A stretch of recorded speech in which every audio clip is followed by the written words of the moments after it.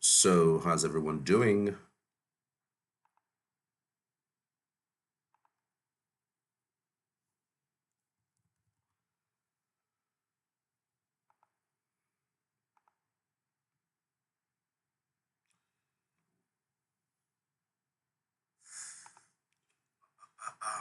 So how's everyone doing?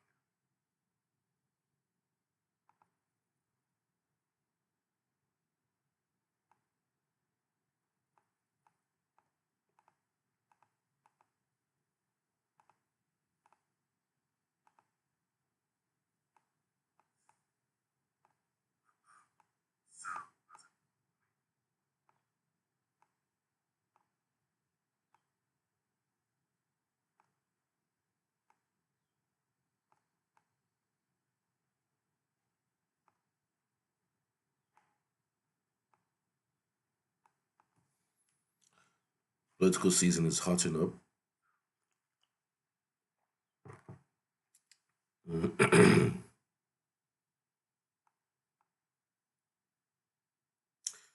So welcome everybody. Beautiful day, isn't it? A beautiful day indeed.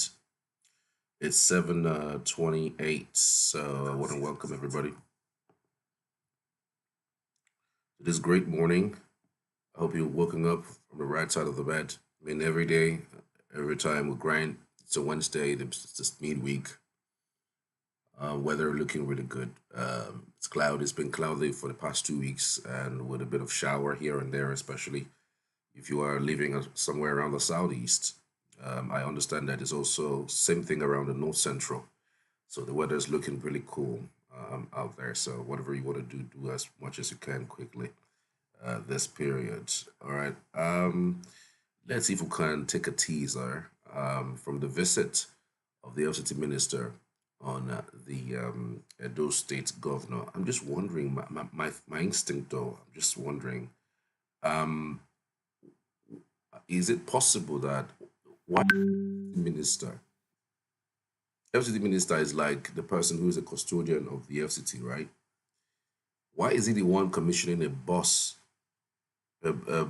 commissioning a bus business by the government of Edo State in Edo State? I don't know.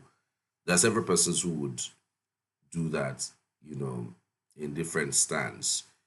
If you were a governor, you would want maybe another APC governor to assist you to commission something like that.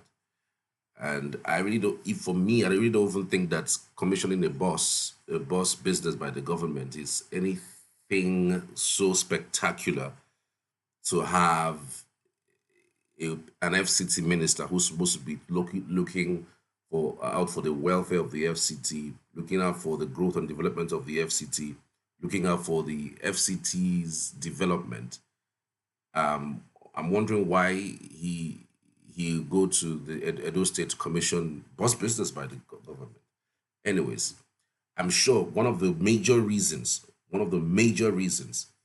why Wike went to Edo State is not because he really truly wanted to commission a bus business. Frankly speaking, he went there because he wanted to support the governor in saying all sorts of nonsense, all sort of rubbish, against Peter Obi. Let's listen in and I'll be back with the papers after this. But because you're the governor, that's why every time they will talk one thing or the other. I've watched on television of recent unnecessary debates. And that is why I say Nigerians forget history. When I was governor, when Peter Obi was coming to my state, he notified me that he was coming to my state. I provided logistics, vehicles for him to use. Because at that level, as a profile presidential candidate, if he does not tell you and anything happens, the governor will be held responsible. And people should stop politicking when the truth is being told. Obi, knowing fully well with their so-called coalition, anything can happen. They will accuse the governor that he was behind it. So the statement you made, you are quite right. You didn't say, don't come. All I'm saying, if you are coming, tell me, because I'm here to protect you. We get you too much. But they give people money, they go to television. You have never told Nigerians, don't come to Edo, and you won't do that. But this so-called profile people who say they are big men in this political period we are in, we have to be careful. Some people can giving you bad name, go and harm anybody, and then they will say the governor is responsible because he knows a coalition member is coming. So, Governor, you are right. You are right. If the man said he won't listen to you, it's okay. You've done your own work. You don't need to be, people play to the gallery. This is not where a presidential candidate will be carrying to serve food. No, no, no. And you know, this is pretense. How long will you be serving the food? How long? As a president, then you carry food and be serving.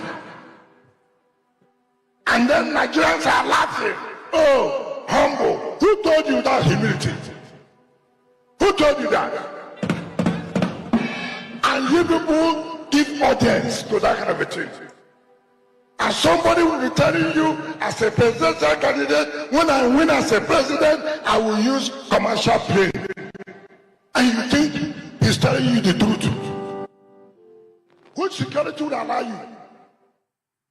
Which? We must tell ourselves the simple truth. And then, Mr. Joy, this number. Nigerians, you like people who play you while you. You don't like people who will tell you the simple truth.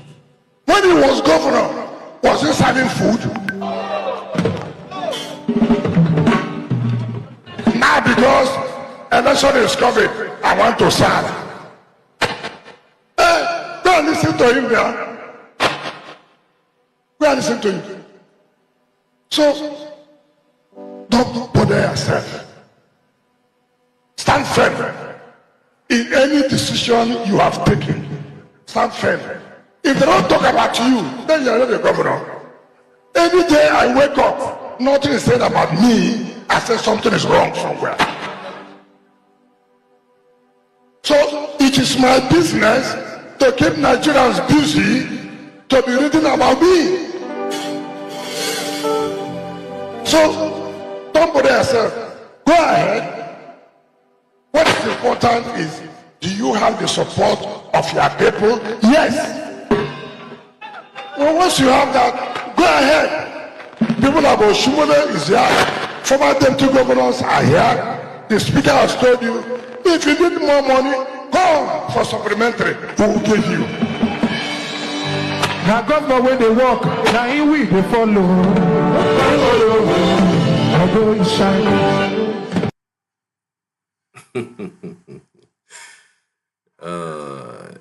Interesting, isn't it? That's the mindset that Wike has over the people of Nigeria.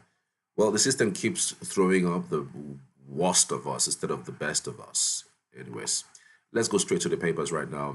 The Nation is already showing on the screen. Attorney General Fagbemi's office denies government stake in First Holdco PLC, calls this day arise reports malicious.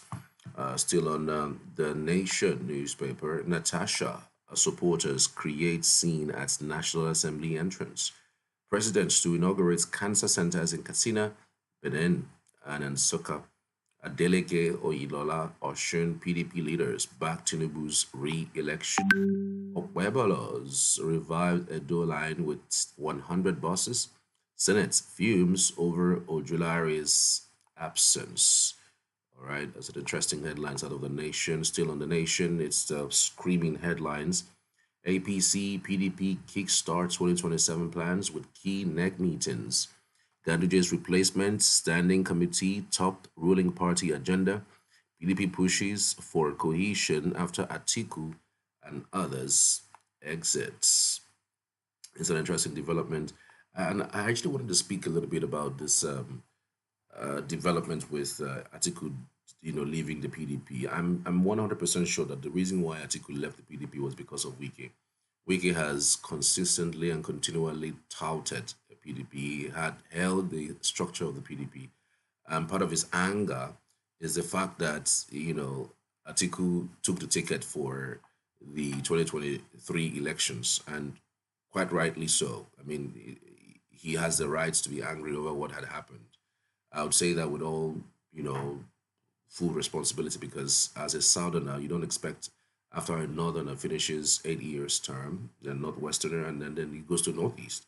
It really doesn't make any sense. One would have thought that Atiku would have supported somebody from the south, either southeast or from the south south, as the case may be, instead of getting into the fray. And then he got into that fray, and then still did not win that election. So it's double tragedy.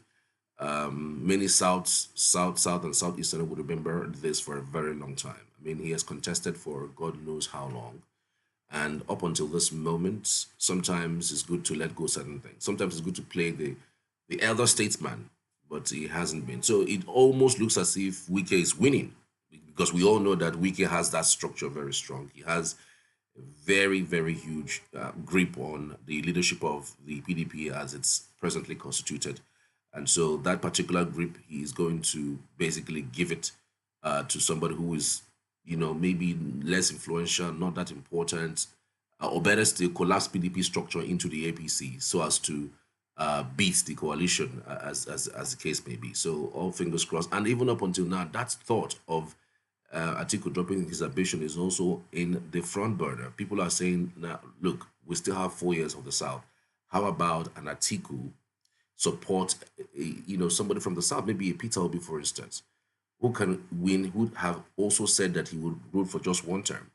But here we are again going back and forth with this issue. Anyways, other headlines: CBN, 8 banks meets recapitalization threshold, MPC retains interest rate, other parameters, Apex Bank targets single digits inflation. Eastern Rail Line project gets $3 million votes in $21 billion external borrowing plan. Eastern Rail Line project gets $3 million vote, $21 billion external borrowing plan.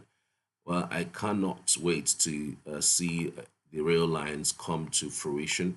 The rail line in the Eastern Corridor, has been under serious comatose. One would have thought that, given that people from the southeast travel a lot, at least one should be working, at least the one between Port Harcourt and Aba, or Port Harcourt into Enugu. But it's so bad that Lagos, the southwest corridor working, the north central west working, but we don't have anyone who's traveled people from the southern part of the country. Moving now over to the Punch newspaper this morning. On the Punch, Senate okays Tinubu's $21 billion foreign loans. Dangote exports $1.3 billion liter, 1.3 billion naira liters petrol as marketers buy foreign fuel. All right. Still on the Punch newspaper, Attorney General Fabemi's office denies government stake in First Holdco Company, PLC, calls Stacey and Arise reports malicious. It will be quite an interesting kicker to see what this day and Arise, replies in that basic reports. APC may pick Ganduje's successor at make or break neck meeting.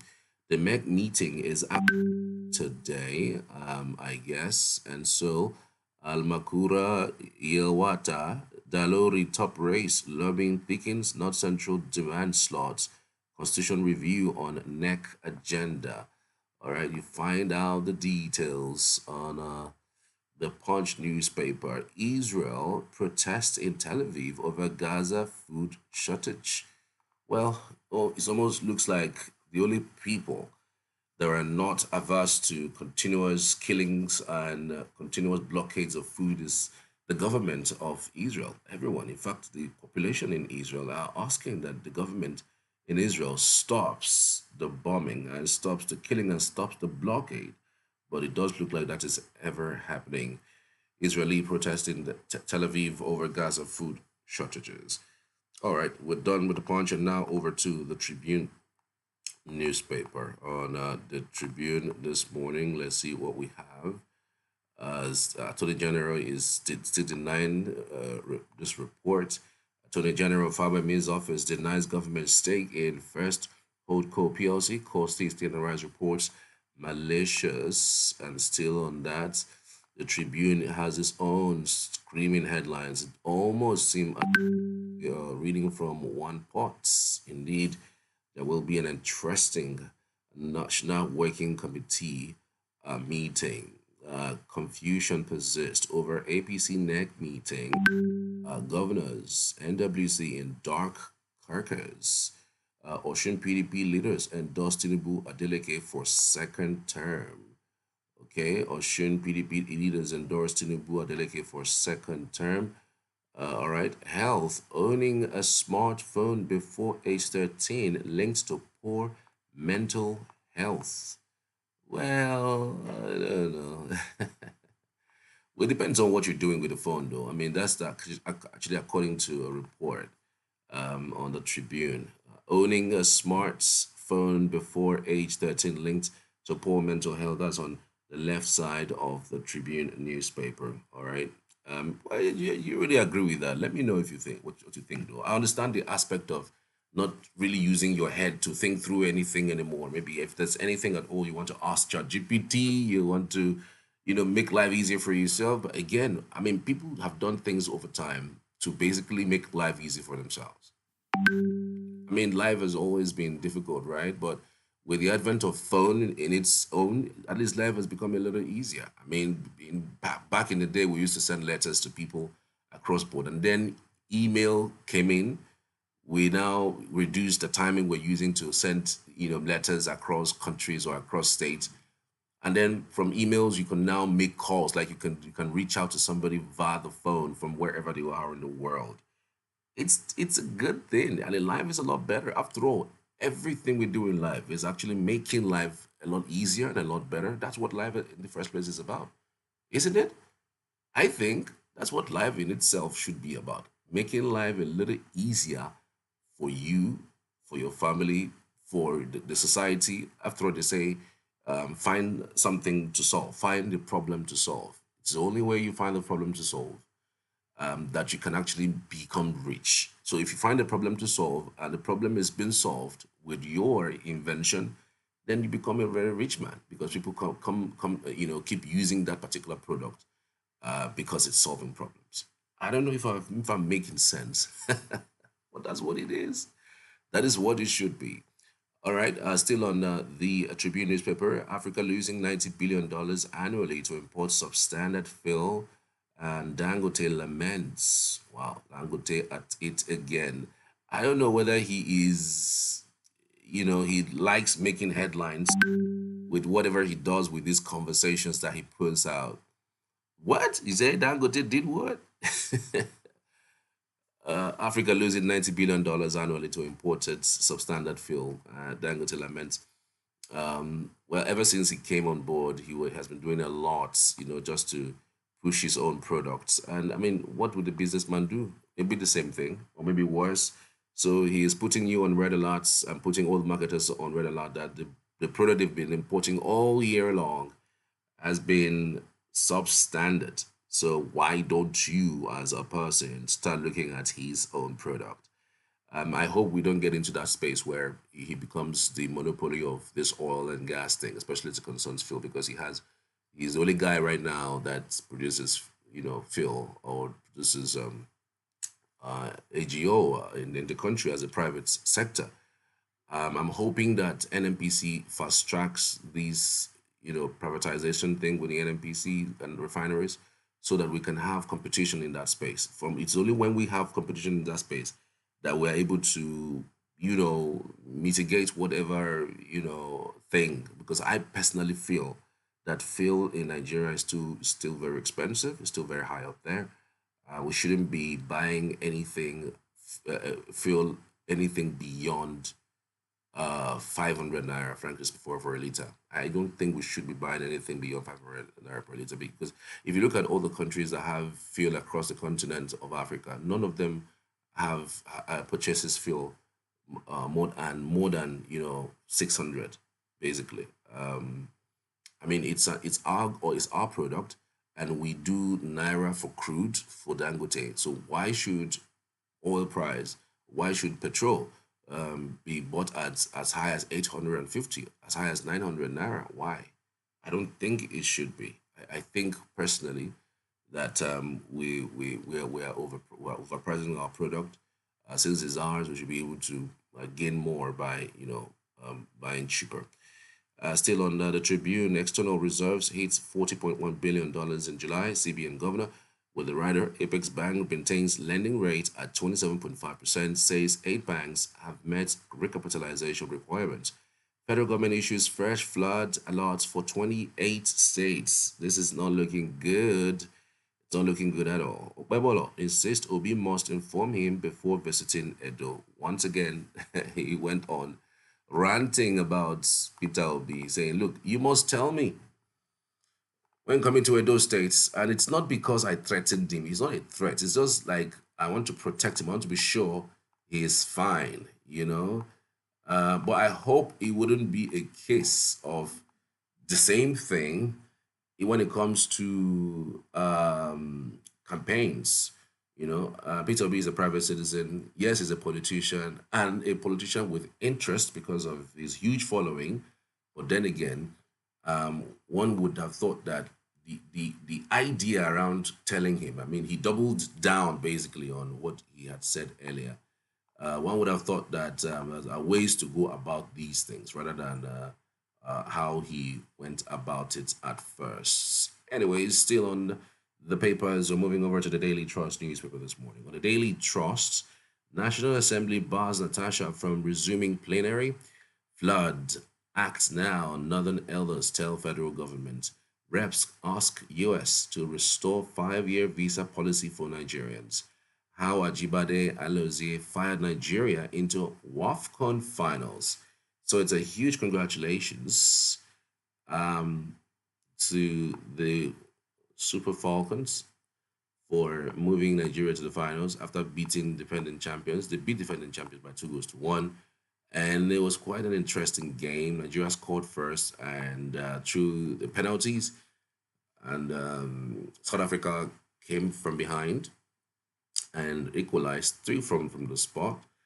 And then it's Nigeria who had the last laugh. So they are going to play Morocco in the finals that is due this week. So we hope that the Falcons clinches this trophy for the 10th time in a couple of days. All right.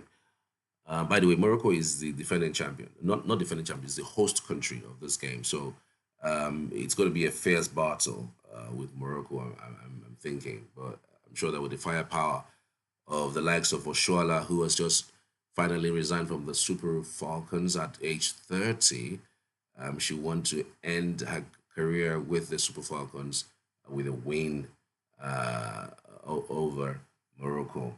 Let it be the last gift that he would hand over to Nigeria as she bows out. Anyways, another development still on the Daily Trust. This morning, our businesses cannot survive on double digits interest rates, says entrepreneurs. 8 months after, missing child reunites with mother. Damn, can imagine the trauma that they may have gone through. Still on the Daily Trust, lawmakers indict 31 MDAs, ask EFCC to recover 103 billion naira, $950,000. Wow, these MDAs are enjoying it. While Tinubu is yet to appoint ambassadors. Okay, find out the details on the Daily Trust newspaper. And now to the Guardian newspaper this morning. Let's see what we have. The Guardian has, of course, very interesting headlines. Let's see what they got. Nigeria is $18 billion in multinationals tax evasion yearly. 210 trillion naira scandal. Senate accuses NNPCL GCEO of defiance, gives 24-hour ultimatum. Benue killings, 3,160 displaced, 48 homes destroyed, says federal government. Wow. 3,160 displaced, 48 homes destroyed, says federal government. Suspense as Tinubu APC NEC meets over zoning a new chairman. Okay, it's going to be an interesting one, really, given what we've seen so far. Senate approves Tinubu's $21.8 billion loan plan, 758 billion naira pension bond amid soaring debts concern. Well, even in debt, we are still borrowing. Isn't that an interesting country? That's ICC renovation and renaming of public assets. All right, it's an editorial you want to look at on The Guardian. Well, a whole lot of persons are really looking at the amounts that was used for renovation. Renovation, 38 billion naira used for renovation of International Conference Center. And it is stunning how I mean, it's not like it was built from the scratch. It wasn't built from the scratch. It was an edifice that's just been renovated, and we're spending 38 billion. And we have people who cannot feed 3 times a day. We have people who are poor. It is just so sad. I mean, that is a haste. That is criminal. There's no two ways about it. There's nobody that can convince me that the International Conference Center that has been built just only to renovate it, you are spending 38 billion. It's a haste. It's criminal. There's no two ways about it. It's broad daylight thieving. Jeez, God. And when would Nigerian populace ask questions about accountability to these monies? I mean, come on, 38 billion. Jeez. Reps consider restricting politicians' families to public hospitals and schools. That will never happen. I will tell you for free. It will never happen. It's tantamount to you stopping yourself from the good things of life. I mean, you have the monies to expend, to do whatever you want to do with it. So why would you want to do that when you're in position? That will never happen. It's somebody like Peter Obi that can do that. Yes, it's somebody like Peter Obi that can do that. Reminiscent of what he did in Anambra when he was impeached. The State House of Assembly members wanted him to approve certain things that are, beneficial to the State House of Assembly, and he refused, and he said, no, he's not going to approve it. And that was the reason why he was impeached. But he got back his power because that impeachment was illegal. Anyways, let's check with other headlines on the Guardian. Stakeholders warn of setback for Nigeria, Africa as U.S. exits UNESCO. Okay, U.S. is exiting. Things it means that they don't want to become world power anymore. Maybe China should step it up, or maybe France, or maybe Russia. Well, tension as security operatives deny Natasha access to National Assembly. Oh wow, you may have missed that. Yesterday we were live, putting out those visuals where Natasha was stopped. It was quite an interesting,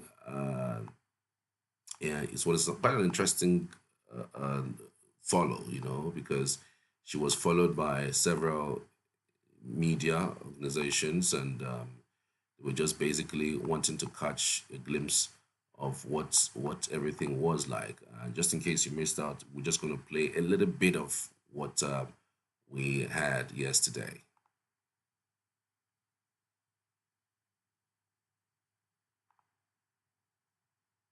Natasha Kutudwa, the senator representing Kogi Central. I'm here to resume my duty. Senator, please. May I also know you, please? No, exactly. What's your designation? You are a staff of the National Assembly. From which department? Excuse me, I'm having a conversation with you. Gentlemen, you are a staff of the National Assembly. You are the security. Okay, so may I know why a staff of the National Assembly will stop a serving senator from walking into the chambers to commence her functions in representing her people who have duly given her the mandate as elected and as sworn in through a duly issued certificate of return by INEC to carry out her constituted function. So may I know why a security from the National Assembly will stop a serving senator from walking in? And can I see written authority of your mandate to stand here right before me?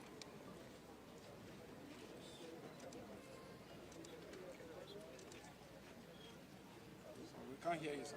A written authority.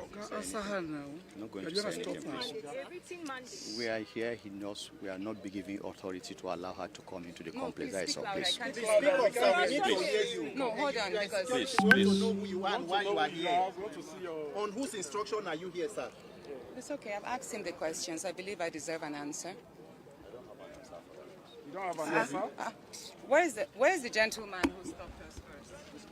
That is all. You have no answer? You have no answer?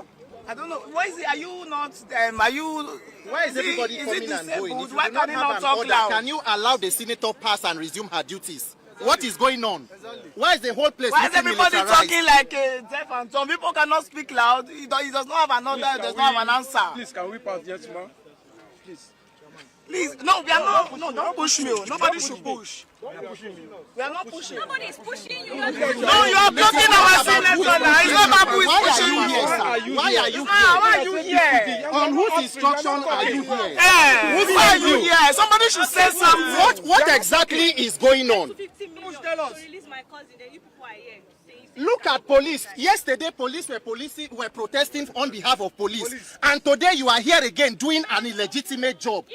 You cannot be serving the whims and caprices of one man. Senator Akpabio is not the constituted authority. A senator wants to resume her duties, constitutional duties. What exactly are you people doing here? You say you are not under instruction. Can you leave so that she can pass? In a National Assembly of 109 senators, we have just 4 women. One of them is the one going through this persecution. Akpabio, whose election Gentlemen, was marked with fraud? can you just your leg? The person that read the Gentlemen, you're standing here. You're stopping someone from going in. So what is it still doing here? You call yourself Nigerians. You can see their faces. There is shame on your faces because you know indeed that you're doing the wrong thing. But you stand here and you say they gave you orders. Even if they give you orders as slaves, you should not behave like slaves. How do you, sir, stand here and then you go back home and meet your children and say to them that indeed they are citizens when you yourself have not shown that you're a citizen? You stand here, you're blocking a senator, a serving senator who is on her way in. The person who will make laws for your child to matter the way the child of Akpabio matters. But you're standing here and you're blocking because you have this that says Sergeant at Arms. You are behaving in a very unconstitutional manner because the National Assembly is supposed to be for everybody. And you know that. So you have said that here, you are not saying anything. Your people have come and left. You are not saying anything. You are afraid to speak. You stand here, you say you are a citizen, and you block the people who want to go in. Sir, look into your life and ask yourself, at this age, is this what you want to do? At this age, is this what you want to be? At this age, is this the Nigeria you want to see? Is this why you go home every day and say to your children that indeed you are building a Nigeria? Okay, so that was yesterday's program. Yesterday afternoon, that was going on. We were able to bring you some of the highlights that we were capturing for you. So, like I have always said, that this channel is breaking news channel for everything politics, everything. News, anything around you that you think that is newsworthy, that you would like to hear and like to feel. Apparently, we would love to hear from you. Send us a video. The numbers are scrolling on your screen. Hopefully, in due course, during the day, we're going to also come out for another program. It's a special program, and that I have also previewed earlier. The program is going to be about Uche Nnaji's comment about the fact that Enugu will fall to APC in 2027. How likely would that be? How likely indeed would that be? Is it just a matter of word salad, like Barack Obama would say, or is this going to be quite serious? Because again, we know that elections are due in 2027, and if nobody makes the move of moving from one party to another, you just know that just maybe they're going to be where they are to contest that election. We've heard rumors of the current governor, moving to the APC. Some say that he couldn't come to an agreement with the party structure within the state. Some others say that it is just a matter of time before he joins. But be that as it may, it's just a matter of time indeed. We're going to keep our fingers crossed to bring you up to speed when anything develops. All right, let us know what you think in the comments. We're back specifically for 2 p.m. 2 p.m. this afternoon, and we're going to be broadly talking about the Uche Nnaji comments about the fact that APC would clinch Enugu in 2027. So it's many thanks for watching. I'll be back again tomorrow, same time, same station for 7:30 a.m.